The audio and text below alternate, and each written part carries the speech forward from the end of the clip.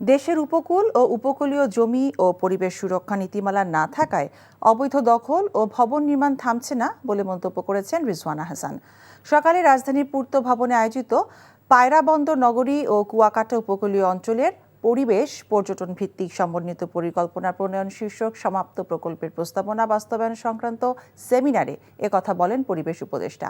পায়রা বন্দর নগরী এবং কুয়াকাটার কয়েকটি দুর্বলতা চিহ্নিত করে রিজওয়ানা হাসান বলেন, অতি দ্রুত উপকূল জোন ম্যানেজমেন্ট নীতিমালা করে ফেলতে হবে।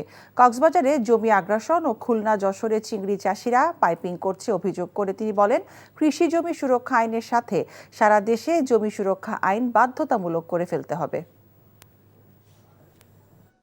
কেন মানুষের কুয়াকাটায় গিয়ে গলফ খেলতে হবে তো বুঝতে পারলাম না। আর এই গলফের ম্যানেজমেন্ট কাদের কাছে থাকে এটা কি আমরা জানি না?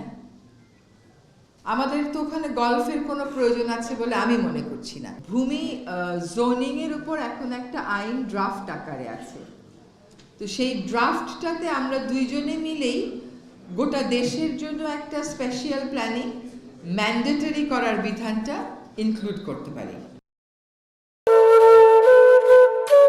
একদম বাজে কথা বলবেন। আপনি কি বলতে চাচ্ছেন? এই চাঁদনি আপনার গায়ে এসে পড়েছে? আজে বাজে লোক কোথাকার। তোমার নাম তো উজান চৌধুরী, কিন্তু আপনি কে? আমারে তোমার চেনার কথা না, তোমার দাদার আমলের মানুষ। আমার নাম সাজপাতি। চাঁদনি, আবার কবে দেখা হবে? আমি ওসমান। তুমি তো দেরি করে এলে কেন? আমি তো এই ফার্স্ট টাইম এখানে এলাম। আমি তোকে অনেক বছর ধরে খুঁজে বেড়াচ্ছি। এই সব কিছুর জন্য তুই দায়ী।